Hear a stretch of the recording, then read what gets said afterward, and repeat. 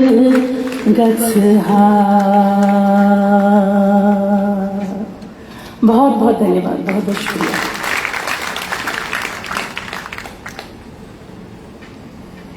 Thank you so much Neerja ji. इसी award session को आगे बढ़ाते हुए हमारी नेक्स्ट सेट ऑफ कैटेगरी जो है अवार्ड्स में, वो है कश्यप कृष्ण अवार्ड, जिसमें वी हैव सेवरल अवार्डीज। मैं एक एक करके उन अवार्डीज को बुलाना चाहूंगी। सबसे पहले है Padmashri doctor Motilal Madan ji. Motilal Madan ji is an Indian biotechnology researcher and academic renowned for pioneering work in reproductive endocrinology, embryo biotechnology, IVF and cloning as well. Over a year of 35-year career, he published 432 papers, including 226 original research works, which is actually huge. So a big round of applause. Doctor Madan के बारे में अगर मैं बोलने चली तो बहुत कुछ बोलती जाऊंगी, बिकॉज जितनी अचीवमेंट्स उनके पास है, it takes a whole life to get all that.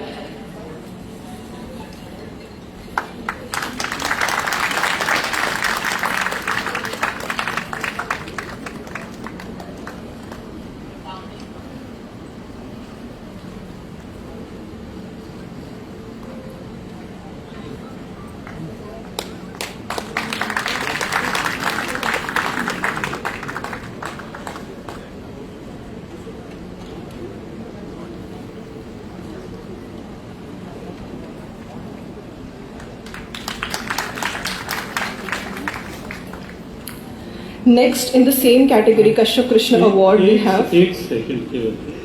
और पत्रकार बंधु यहाँ हैं, कुछ मध्य में भी हैं, क्योंकि सायंकाल का समय उन्होंने अब यहाँ का समाचार ले लिया है।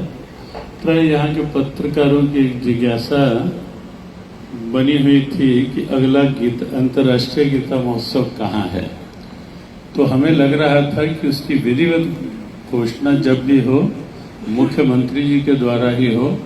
अब विधिवत जो पत्रकार सम्मेलन है, वो तो उसके पश्चात गीता जयंती उत्सव के लिए मुख्यमंत्री जी सामूहिक बड़े स्तर पर बुलवाएंगे इस सबको।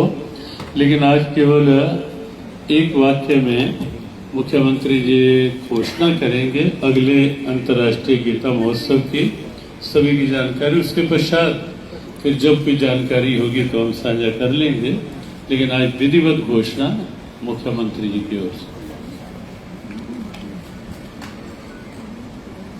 परम श्रद्धेय गीता मनीषी स्वामी ज्ञानानंद जी महाराज,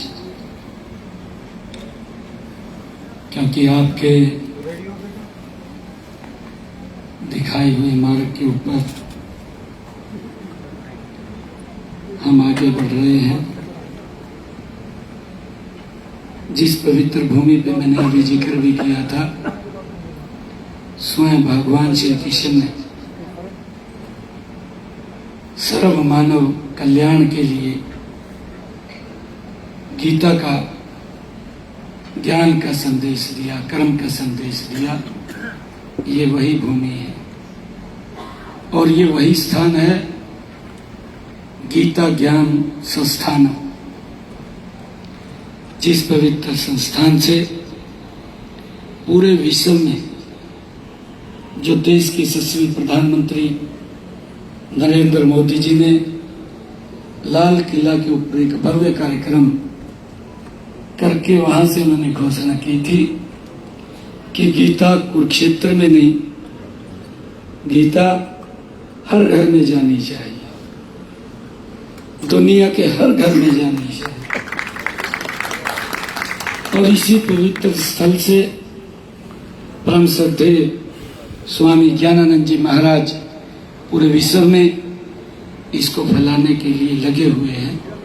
और अब की बार जो अंतर्राष्ट्रीय गीता महोत्सव है, महाराज जी ने, क्योंकि अलग अलग देशों से निमंत्रण भी आते रहते हैं, और निमंत्रण ये आते हैं कि हमारे यहाँ पर गीता महोत्सव हो, तो श्रद्धेय स्वामी जी 12 से 14 सितंबर अब की बार इंडोनेशिया बाली में इस गीता महोत्सव का भव्य कार्यक्रम वहाँ करेंगे। ये हमारे लिए और भारत के लिए, विशेषकर हरियाणा के लिए, और उसमें भी अगर हम देखें हमारे कुरुक्षेत्र के लिए बहुत ही परम सौभाग्य की बात है।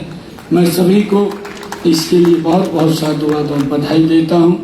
12 सितंबर को प्रोविंशियल जो असेंबली है, स्वामी जी वहाँ पर उसमें गीता भेंट करेंगे, और जो बाली में 13 सितंबर को गरुड़ विष्णु केनकेना कल्चर पार्क में, जहाँ विश्व की सबसे बड़ी मूर्ति गरुड़ की स्थापित है, वहाँ पर अंतर्राष्ट्रीय गीता सेमिनार का भव्य प्रदर्शनी भी और कार्यक्रम का भी आयोजन वहाँ पर होगा।